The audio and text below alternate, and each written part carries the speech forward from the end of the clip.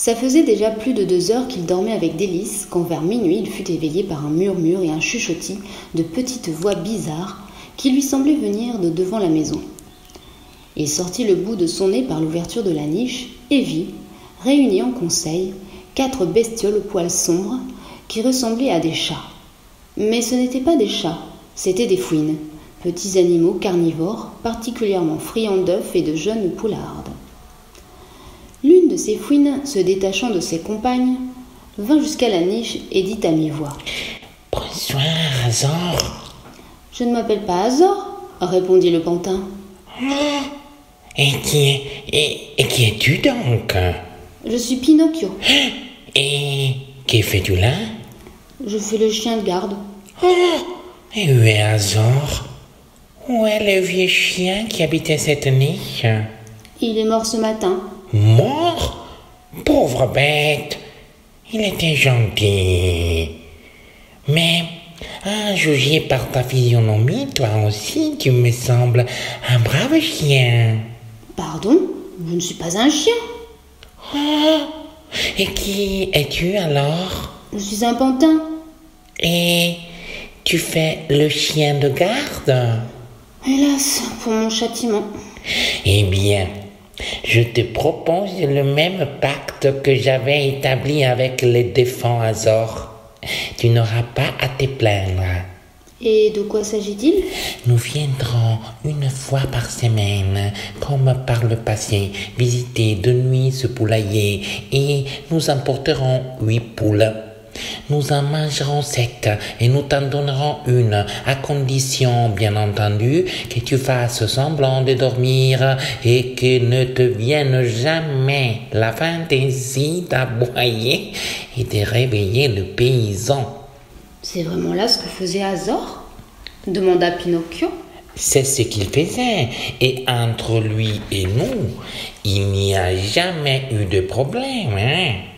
Dors donc tranquillement et sois bien sûr qu'avant de partir d'ici, nous te laisserons devant ta niche une belle poule toute plumée pour ton déjeuner de matin.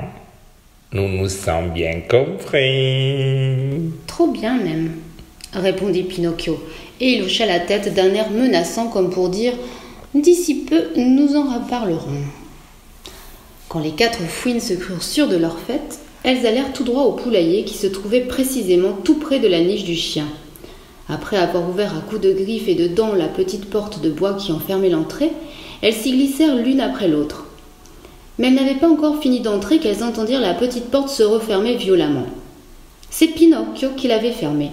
Et non content de l'avoir fermée, il y posa devant, pour plus de sécurité, une grosse pierre en guise de cale.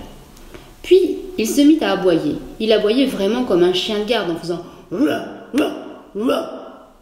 À ces aboiements, le paysan sauta du lit, prit son fusil et se mettant à la fenêtre demanda « Qu'arrive-t-il ? » ?»« Les voleurs sont là !»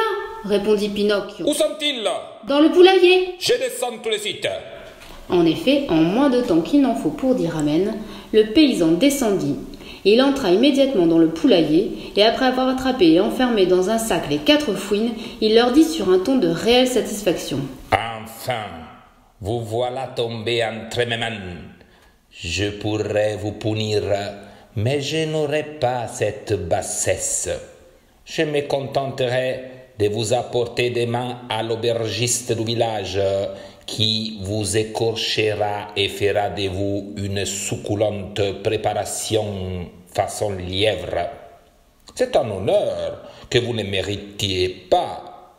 Mais les êtres généreux comme moi dédaignent ces mesquines considérations. » Puis s'approchant de Pinocchio, il se mit à lui faire un tas de caresses et entre autres choses lui demanda : « Comment tu fais pour découvrir le complot de ces 4 voleuses et dire qu'Azor, mon fidèle Azor, ne s'était jamais aperçu de rien ?» Le pantin avait pu alors raconter ce qu'il savait. Il aurait pu révéler le pacte honteux que le chien avait passé avec les fouines, mais se souvenant que le chien était mort, il se dit aussitôt en lui-même : à quoi bon à accuser les morts ? Les morts sont morts et la meilleure chose qu'on puisse faire, c'est de les laisser en paix. « À l'arrivée des fouines devant la maison, tu étais éveillé ou tu dormais ?» demanda le paysan. Je dormais, répondit Pinocchio, mais les fouines m'ont réveillée en bavardant entre elles. Et l'une d'entre elles est venue jusqu'à la niche pour me dire « Si tu promets de ne pas aboyer et de ne pas réveiller ton maître, nous te ferons cadeau d'une belle poularde plumée. » Vous comprenez? Avoir l'impudence de me faire à moi une pareille proposition. Parce qu'il faut le savoir, je suis un pantin. J'ai peut-être tous les défauts du monde, mais jamais je ne serai de mèche avec les malhonnêtes gens. « Tu es un bon garçon, » s'écria le paysan en lui tapant sur l'épaule. « Ces sentiments te font honneur.